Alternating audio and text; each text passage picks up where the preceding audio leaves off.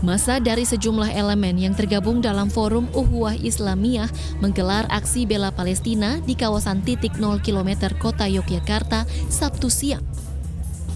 Meski telah ada kesepakatan gencatan senjata antara Hamas dan militer Israel, Massa menyatakan akan terus melakukan aksi demi terwujudnya kemerdekaan Palestina yang sepenuhnya. Massa aksi juga menyerukan pemerintah serta seluruh warga tanah air untuk tetap mendukung kemerdekaan penuh Palestina melalui aksi boikot produk yang diduga terafiliasi Israel.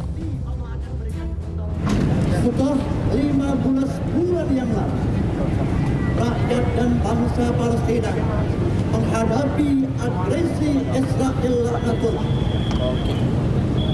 pembunuhan genosida kepada rakyat Palestina yang tanpa kemanusiaan adalah merupakan kejahatan perang yang bertentangan dengan hak asasi manusia. Oleh karena itu menjadi kewajiban kita bersama-sama sebagai seorang Muslim yang beriman merasa bertanggung jawab untuk menegakkan kebersamaan. Sementara untuk memulihkan kondisi di wilayah Gaza pasca invasi serangan militer Israel, Massa juga turut menggalang donasi untuk segera disalurkan kepada rakyat Palestina. Dari Yogyakarta, Gunanto Farhan, iNews melaporkan. Pemirsa, pakar geospasial hukum Universitas Gadjah Mada Yogyakarta, Imada Andi Arsana menyebut pagar laut di Tangerang, Banten sudah ada sejak pertengahan tahun 2024. Ia juga memastikan tidak ada daratan di lokasi yang dipasang pagar laut tersebut.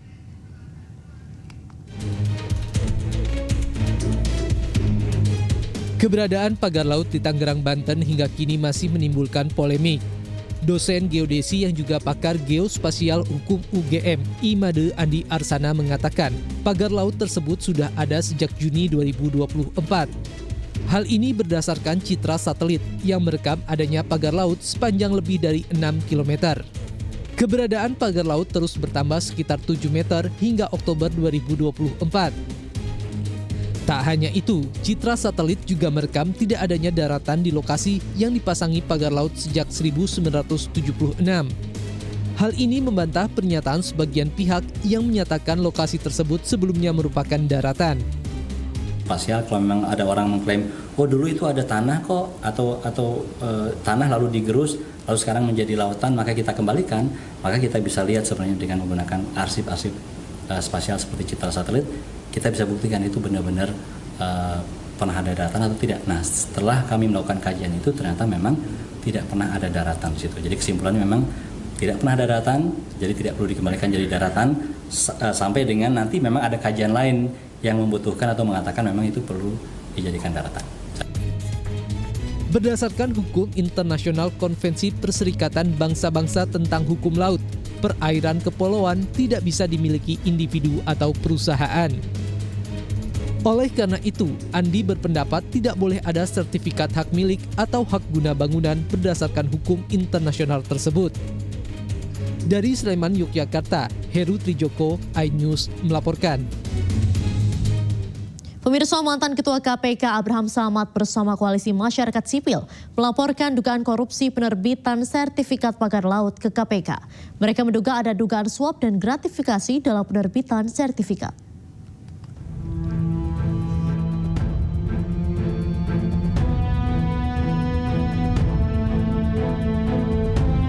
Koalisi Masyarakat Sipil melaporkan dugaan korupsi penerbitan sertifikat pagar laut di Tangerang, Banten ke Komisi Pemberantasan Korupsi. Beberapa tokoh dalam koalisi ini diantaranya mantan Ketua KPK Abraham Samad, aktivis sekaligus mantan Sekretaris BUMN Said Didu, Ketua PBHI Julius Ibrani, dan sejumlah aktivis lainnya. Mereka menduga ada suap menyuap dan gratifikasi dalam penerbitan sertifikat hak guna bangunan maupun hak milik pagar laut. Adapun pihak-pihak yang menjadi terlapor mulai dari pemilik Agung Sedayu Group Sugianto Kusuma alias Aguan hingga Presiden ke-7 Republik Indonesia Joko Widodo. Kita membawa laporannya juga yang sudah dibuat oleh teman-teman koalisi, yaitu dugaan korupsi ya yang terjadi di proyeknya ya, saya katakan di proyek strategis nasional PIK 2. Jadi kita ingin KPK lebih konsentrasi ya menelisik, melakukan investigasi terhadap proyek strategis nasional. Karena kita melihat di dalamnya bahwa kuat dugaan telah terjadi tindak pidana korupsi di dalam penetapannya sebagai proyek strategis nasional. Karena KPK punya kewenangan untuk melakukan pemeriksaan terhadap penyelenggara negara, baik yang ada di tingkat daerah maupun yang ada di tingkat pusat. Pimpinan KPK kemudian menerima audiensi koalisi masyarakat sipil sebagai bentuk pelibatan publik dalam upaya pemberantasan korupsi. Sebelumnya, Koordinator Masyarakat Anti Korupsi juga telah melaporkan dugaan korupsi sertifikat pagar laut ke KPK dan melaporkan 2 nama menteri Kamis pekan lalu. Dari Jakarta, Tim Liputan iNews melaporkan. Pemirsa, Bareskrim Polri siapkan pasal untuk terduga pelaku pemalsuan sertifikat hak guna bangunan terkait dengan kasus pagar laut sepanjang 30,16 km di kawasan Paku Haji, Tangerang, Banten.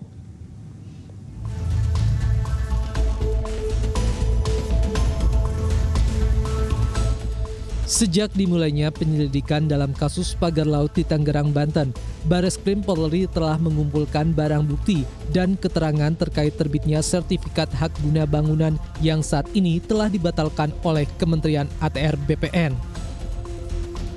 Ditemui di Mabes Polri pada Jumat sore, Dirtipidum Bareskrim Polri Brigjen Pol Juhandani Raharjo Puro mengatakan pihaknya telah menyiapkan beberapa pasal dalam kasus ini, yaitu pasal pemalsuan surat, keterangan palsu, penyalahgunaan wewenang, dan tindak pidana pencucian uang. Saat ini kami sudah melaksanakan penyelidikan dan semoga kita bisa mengungkap apakah ini juga merupakan tindak pidana yang kami duga, yaitu dalam hal ini kami sudah menyiapkan ataupun dugaan terkait pasal 263 KUHP, kemudian pasal 264 KUHP, dan kami juga menerapkan undang-undang pencucian uang. Selain itu, pihaknya juga telah berkoordinasi dengan Kementerian Kelautan dan Perikanan, Kementerian ATR BPN, dan Kejaksaan RI dalam proses penyelidikan kasus pagar laut sepanjang 30,16 km di kawasan Paku Haji, Tangerang, Banten. Dalam waktu dekat, pihaknya juga akan memanggil beberapa pihak untuk dimintai klarifikasi terkait penerbitan sertifikat hak guna bangunan yang telah dibatalkan oleh Kementerian ATR BPN. Di antaranya Lurah, pihak Kementerian ATR BPN, serta pihak Badan Pertanahan Nasional. Dari Jakarta, Rizky Falupi, iNews melaporkan. Sementara itu, Menteri Agraria dan Tata Ruang sekaligus Kepala Badan Pertanahan Nasional Nusron Wahid menyerahkan pengusutan unsur pidana yang diduga dilakukan anak buahnya ke aparat penegak hukum. Karena sudah tidak ada bidang tanahnya. Nah, karena itu yang bersangkutan sudah kita tetapkan untuk dijatuhin sanksi. Nah, karena produknya itu adalah produk tata usaha negara, KATUN, keputusan tata usaha negara, maka sanksinya adalah sanksi administrasi negara, yaitu adalah masalah dicopot dan sebagainya. Kecuali kalau di situ ada unsur-unsur mens rea, misal dia yang bersangkutan terima suap, terima sogokan atau apa, itu baru masuk ranah pidana. Tapi tidak menutup kemungkinan dokumen-dokumen yang disajikan oleh pihak-pihak pemohon itu adalah dokumen-dokumen yang tidak benar. Misal dokumen palsu atau dokumen apa, nah itu mungkin bisa masuk dalam ranah pidana. Di ranah pidananya adalah pemalsuan dokumen. Nggak tahu aku, kalau itu saya nggak tahu. Ya, sepanjang pemeriksaan kita ya memang belum menemukan itu kalau di internal kita. Tapi kalau masalah suap dan tindak pidana yang lain kan sebetulnya itu bukan lagi kewenangan kementerian. Itu kewenangan APH kan. Bisa di polisi, bisa di kejaksaan, dan mereka APH hari ini sudah ongoing jalan.